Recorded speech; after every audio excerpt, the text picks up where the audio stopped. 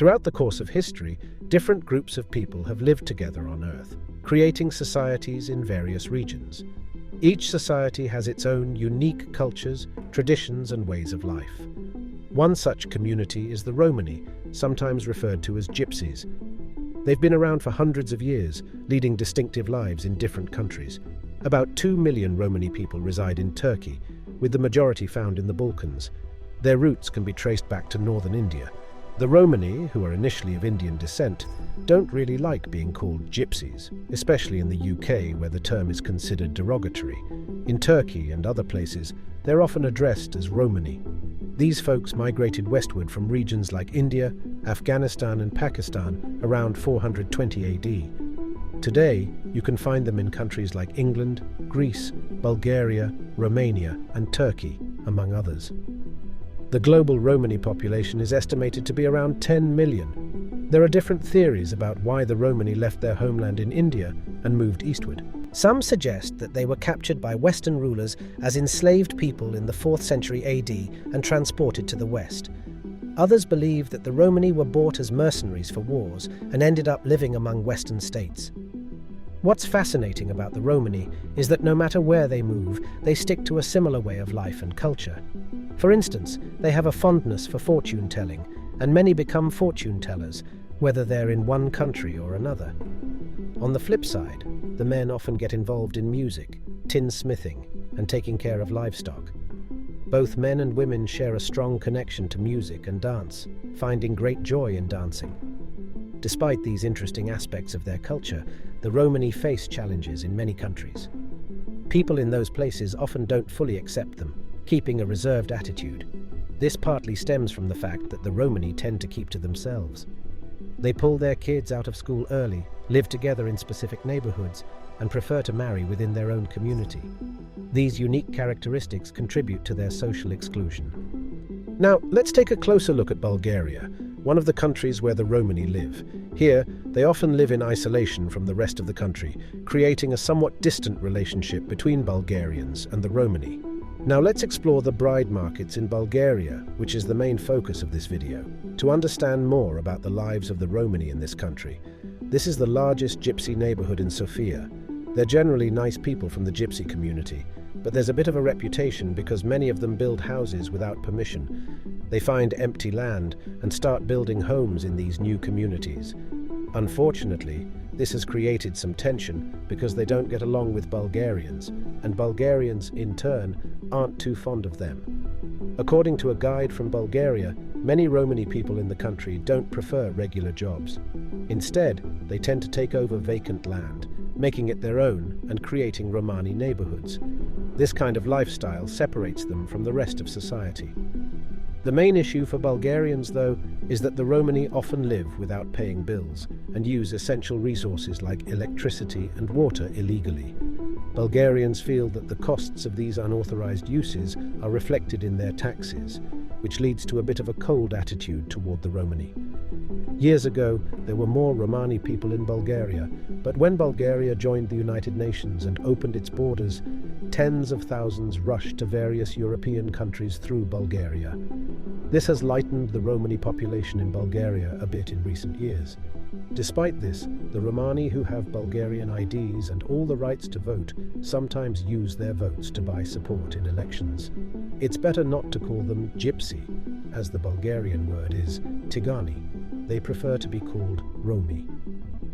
Today in Bulgaria, many Romani people live in makeshift neighborhoods, particularly in the less developed rural areas of cities. The Romani regions in Bulgaria often consist of neglected areas with little investment from the government.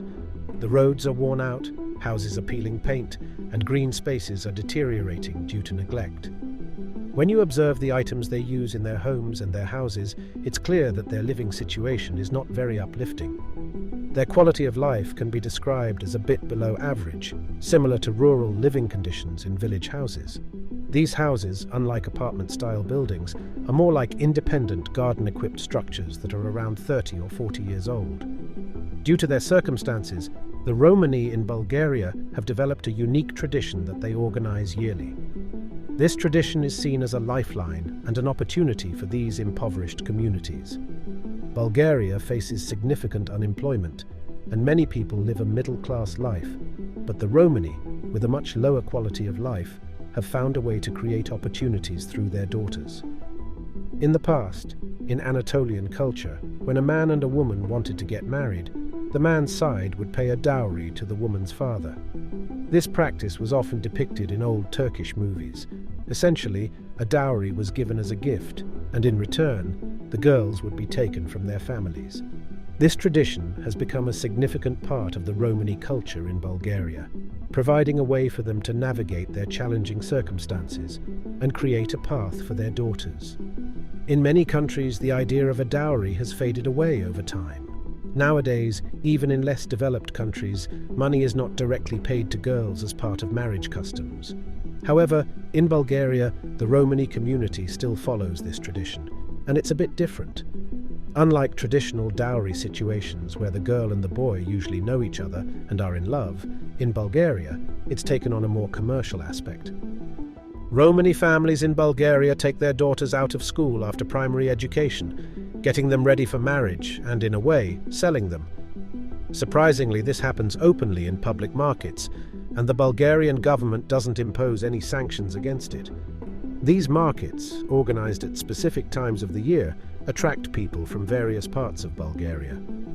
Families here give away their daughters for money to strangers. While this tradition may seem outdated and primitive to many, it's still a part of the culture for the Chicha clan in Bulgaria, and locals consider it a cultural norm.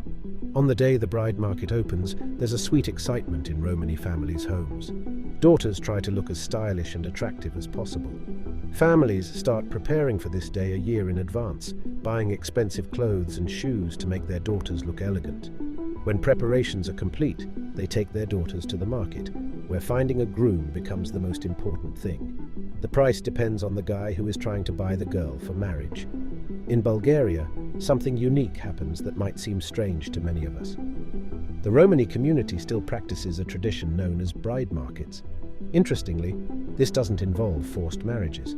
Romani girls go to these markets willingly, seemingly content with the situation. Perhaps due to not being very active in society, they fear the possibility of not getting married. So these markets become an opportunity for them. Unlike the dowry traditions of the past, where couples knew each other and were in love, in Bulgaria, this has turned into a more commercial affair.